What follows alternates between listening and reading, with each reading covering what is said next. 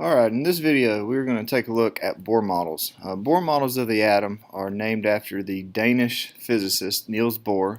Danish means that he was from Denmark, and he did a lot of work on the hydrogen atom. But let's just go ahead and jump right in. So I'm going to put these numbers 1, 2, 3, 4. So these numbers basically refer to the principal energy levels, or rings, if you will, of the atom. So a lot of times I may use the word rings or levels or shells. If you hear me say any one of those three words, I'm referring to the same thing, which are these principal energy levels in the atom. So this will make more sense once we actually start drawing them. But for now, you need to know that in the first energy level, we can fit a maximum of 2 electrons. In the second energy level, we can fit a maximum of 8 electrons. In the third, we can fit a maximum of 18 electrons. And in the fourth energy level, we can fit a maximum of 32 electrons. So we got 2, 8, 18, and 32. Now, these numbers do get bigger. Atoms do get bigger than just 4 energy levels. But for this class, we're not really going to do any atom bigger than 4 rings.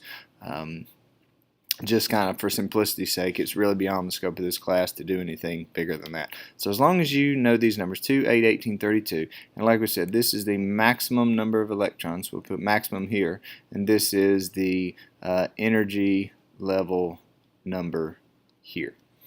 So the mathematical function that gives us these 2, 8, 18, 32 is 2n squared. So if you forget any of these numbers but you remember this, you can calculate these numbers based upon this. So for example, 2 my energy level 1, where this is basically your n. So if I take 1 squared, 1 times 1 is 1, and 1 times 2 gives me my 2 here. So if I take the 2 that's in here, or the energy level 2, if I take 2 squared, which is 4, 4 times 2 will give me 8, so, and so forth and so on. So this is the expression that gives you these numbers in case that you forget. So let's go ahead and jump right in with drawing some of these Bohr models. So let's take example oxygen. So oxygen from the periodic table, and after you do the counting the subatomic particles, you will know that oxygen has 8 protons, has 8 electrons, and has 8 neutrons. These two numbers come from the atomic number, and neutrons, you just take the top number minus the bottom number. So let's just do this for a quick review. So on the periodic table I have O, and I have an 8 atomic number of 8, and on the bottom we have a mass number of 16. So this is what oxygen looks like on the periodic table. So this top number, the top number 8, tells me number of protons, and it tells me the number of electrons. So that's where I get the 8 here and the 8 here. To get my 8 neutrons, I'm just going to take the 8 from the 16. I take the top number from the bottom number, which gives me numbers of neutrons. So in an atom, the two subatomic particles in the nucleus are going to be protons and neutrons. So I'm going to go ahead and write 8 plus, and I'm going to write 8n, and I'm going to put a circle around it. This is going to represent my nucleus. So I basically have to worry about 8 electrons. So I'm going to put 8 electrons around this nucleus because that's where the electrons lie in an atom. So if I go ahead and choose a different color here, so in the first ring, so I'm going to draw the first ring here. Well, I know from this information up here, the first ring can only hold a maximum of 2 electrons. So let me go ahead and draw in those 2 electrons.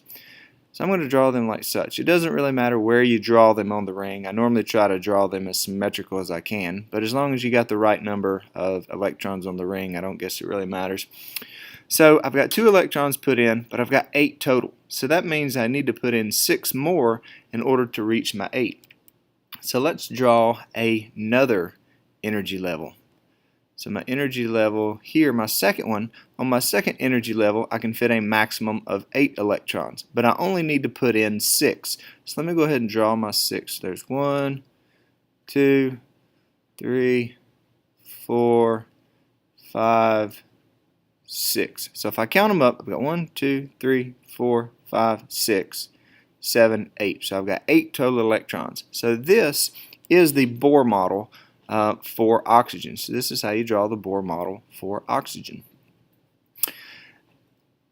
You may have to draw a Bohr model for an isotope or an ion. Now if you remember, the only difference between an isotope and an ion and an atom, so this was just a normal atom, a neutral atom if you will, so let's go ahead and write that. So a neutral atom. An isotope has a different mass number. So an example of an isotope of oxygen may be, let's say, oxygen 18. So this means that the new mass number is 18 instead of the normal 16.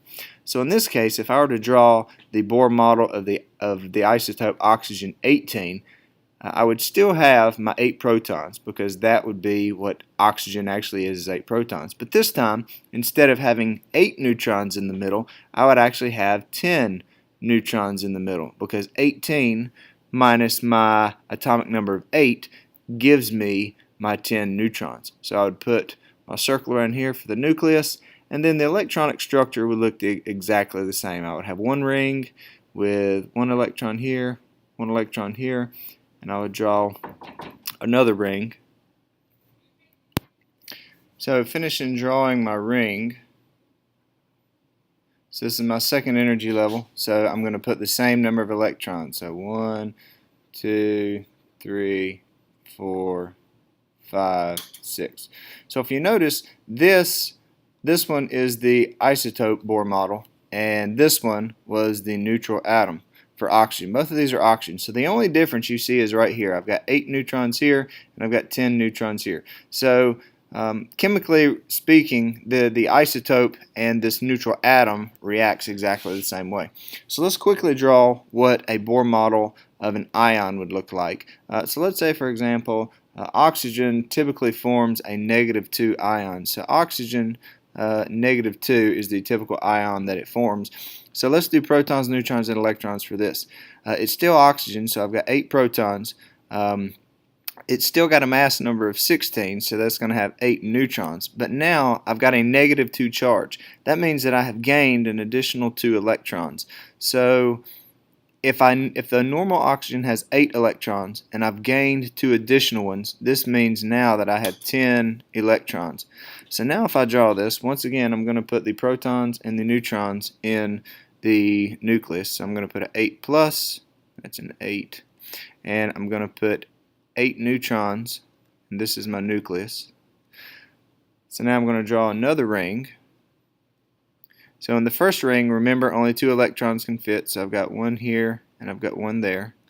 And then I'm going to draw an additional ring, and in this ring I can fit up to 8. So I've got 10 electrons here, and I've got 2 put in, so that means I need to put 8 on this. So 1, 2, 3, 4, 5, 6, 7, 8. So if I count them up, I've got 1, 2, 3, 4, 5, 6, 7, 8, 9, 10. I had 10 electrons.